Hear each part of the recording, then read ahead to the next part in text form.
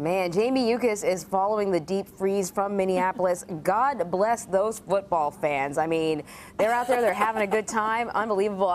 What's the scene like out there now?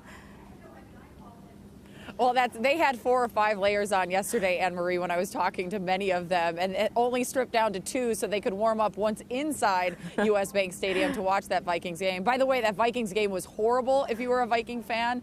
Indianapolis just tore them apart, so I'm sure people not feeling it when they walked out of the stadium. I can tell you right now, it's above 0. Everybody here thrilled to wake up to temperatures around 11 degrees this morning. With the wind chill, it feels like 1 above 0. And I'm going to be honest, that even had me peeling off a layer before coming out here. You can feel a difference between below 0 and above 0. I know that sounds absolutely crazy to much of the country, but there definitely is a difference in terms of how you dress for it. We have seen a number of people on the pedestrian bridge using this morning. I could tell you yesterday, totally desolate. This is an area that gets people from northeast Minneapolis into downtown Minneapolis. Nobody on it right now, but we have seen some bikers and commuters this morning, which you wouldn't have seen any of that yesterday because it just was so cold. Yeah, I think the difference would be brutal and brutal. That's probably the only difference. Different kinds of brutal. So listen, I know you have covered Minneapolis winters, many of them. You gave us some tips there, dressing in layers. Any other tips for people who you know have to be out in this weather?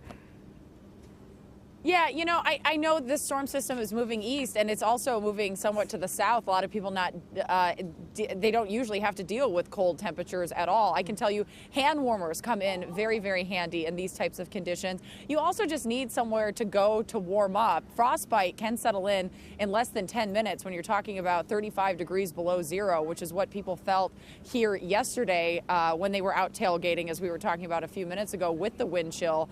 But even in temperatures like this, frostbite can settle in within an hour or so. So you really, if you're going to be out an extended period of time, you need to think about how many layers you're going to put on in terms of long underwear. I was talking to a guy at a sporting goods store who told me, you know, the biggest layer of protection is, of course, your coat and what you can wear on the outside. You really want something that's going to cut the wind in terms, because the wind is usually what is the coldest. I can tell you right now, it just got a little windy and it smacks you in the face. But you also want to wear a hat. You know, Mom always told you, put your hat on before you leave the house.